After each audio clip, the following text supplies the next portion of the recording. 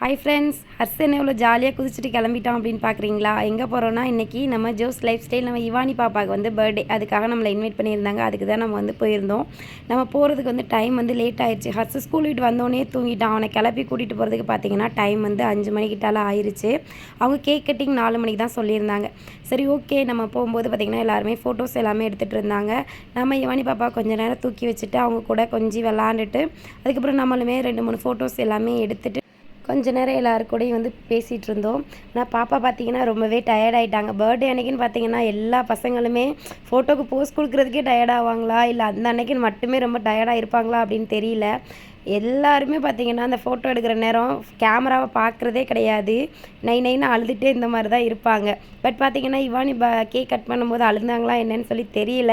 நாங்கள் போகும்போது ரொம்ப ஹாப்பியாக இருந்தாங்க. பாப்பா வந்து கொஞ்சம் அந்த ட்ரெஸ் போட்டிருந்தனால அன்கம்ஃபர்டபுளாக கொஞ்சம் ஃபீல் பண்ணாங்க. சரி, ஓகே அப்படின்னு சொல்லிட்டு நாங்கள் அண்ணா அண்ணி பாப்பா எல்லாருமே பார்த்தீங்கன்னா சின்ன சின்ன வீடியோஸ் ஃபோட்டோஸ் எல்லாமே எடுத்துகிட்டு இருந்தோம். ரொம்பவே ஜாலியாக இருந்துச்சு. என்ன ஒரு வருத்தம்னு பார்த்தீங்கன்னா நம்ம வந்து டைமுக்கு முன்னாடியே போக முடியலையே அப்படின்னு சொல்லி தான் ஒரு சின்ன வருத்தம். அதுக்கப்புறம் அண்ணி வந்து கேக் கொடுத்தாங்க. கேக் சாப்பிட்டுட்டு ரிட்டன் கிஃப்ட் வந்து அண்ணியும் அண்ணாவும் சேர்ந்து கொடுத்தாங்க. வாங்கிட்டு வீட்டுக்கு கிளம்பியாச்சு. Bye friends.